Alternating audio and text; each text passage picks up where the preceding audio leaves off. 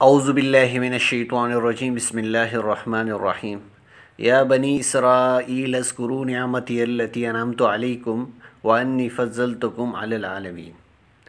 اے بنی اسرائیل، یاد کرو میری اس نعمت کو جس سے میں نے تمہیں نوازا تھا، اور اس بات کو کہ میں نے تمہیں دنیا کی ساری قوموں پر فضیلت عطا کی تھی۔ بنی اسرائیل کو تمام مخلوق پر فضیلت دنیا۔ یہ اس وقت کی بات ہے جب وہ صحیح معنوں میں اس زمین پر اللہ کے نائب اور خلیفہ تھے، لیکن جب انہوں نے اپنے رب اور مالک کے احکامات سے منہ پھیر لیا تو اپنے انبیاء کی نافرمانی کرنے لگے۔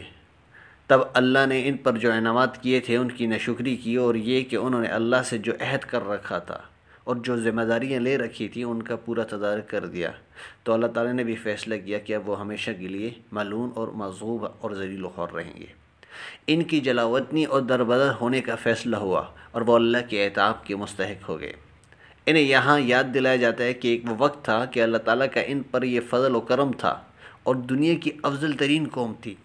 دراصل میں یہ پہلے زمانے کے لوگوں کے لیے یہ تھا، لیکن حضور صلی اللہ علیہ وسلم کی تشریف آوری پر یہ فضیلت کنتم خیر امت فرما کر اس امت کو عطا کر دی۔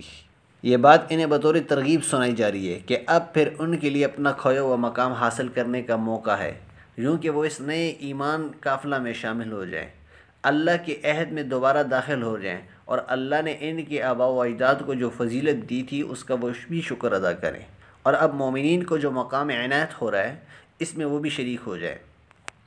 لیکن اس ترغیب کے ساتھ ساتھ فضل و کرم اور نعمت کی یاد دہانی کے ساتھ ساتھ آنے والے دن کی ترغیب بھی ان کو بتائی جا رہی ہے، کہ جس میں اللہ رب العزت نے فرمایا لا تجزی نفس عن نفس شیئا، کوئی کسی کے ذرہ کام نہ آئے گا، کیونکہ قیامت کے دن ہر شخص فرداً اپنے اعمال کا صلہ پائے گا۔ وہاں حساب انفرادی طور پر ہوگا، ہر کوئی صرف اپنے کیے کا جواب دہ ہوگا، کوئی شخص کسی کے کام نہ آ سکے گا۔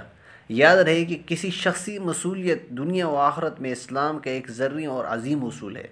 شخصی مصولیت کا یہ اصول انسان کے آزاد ارادہ اور اختیار تمیزی پر قائم ہے، اور اس کے مطابق ہی اللہ تعالیٰ کی جانب سے عالمگیر و عدل و انصاف ہوگا۔ یہی وہ اصول ہے جو انسان کے اندر اس کی ذی شرف ہونے کا احساس پیدا کرتا ہے، اور اس سے اس کے دل میں دائمی بیداری کا جذبہ معزز رہتا ہے۔ یہ دونوں چیزیں انسان کی تہذیب اور تربیت کے لیے بہت مفید ہیں۔ ان سے انسانی قدروں میں اضافہ ہوتا ہے، جن کی بنا پر اسلام نے انسان کو اشرف المخلوقات کا مقام دیا ہے۔ وَلَا يُقْبَلُ مِنْهَا شَفَاعَةٌ وَلَا يُؤْخَذُ مِنْهَا عَدْلٌ وَلَا هُمْ يَنْصُرُونَ۔ نہ کسی کی طرف سے سفارش قبول ہوگی، نہ کسی کو فدیہ لے کر چھوڑا جائے گا۔ اس دن جو شخص ایمان اور عمل صالح کا توشہ لے کر نہ آئے اس کے حق میں کوئی سفارش نہ ہوگی۔ کفر اور معصیت کی وہ معافی کے لیے کوئی فدیہ نہ لیا جائے گا۔ وَلَا هُمْ يَنْصُرُونَ، اور نہ مجرم کو کہیں سے مدد مل سکے گی۔ اس دن عذاب الہی سے انہیں نجات دینے کے لیے کوئی ناصر، کوئی مددگار نہ ہوگا، کوئی نہ ہوگا انہیں اس کے عذاب سے نجات دلا سکے۔ اس آخری فقرے میں لفظ جمع سے سب کو یکجا بیان کیا گیا ہے، یعنی وہ تمام لوگ جو ایک دوسرے کے کام نہ آ سکیں گے اور جن کی سفارش ایک دوسرے کے بارے میں قبول نہ ہوگی، اور ایک دوسرے کے بارے میں ان سے فدیہ نہ لیا جائے گا۔ ابتدائی آیات میں بنی اسرائیل کو خطاب کیا گیا ہے، لیکن آخر میں کلام کا اسلوب خطاب سے غائبین کی طرف چلا گیا ہے، تاکہ یہ اصول عام ہو جائے اور وہ لوگ جن سے خطاب کیا جا رہا ہے اور وہ اور دوسرے لوگ سب اس میں شامل ہو جائیں۔ اس کے بعد قرآن کریم ایک ایک کر کے اللہ کے ان انعامات کا تذکرہ کرتا ہے جو ان پر ہوتے رہے، اور یہ بتاتا ہے کہ انہیں ان انعامات کے مقابلے میں کیا طرز عمل اختیار کیا، کس طرح انہوں نے انکار کیا اور کفر کیا اور راہ راست سے ہٹ گئے۔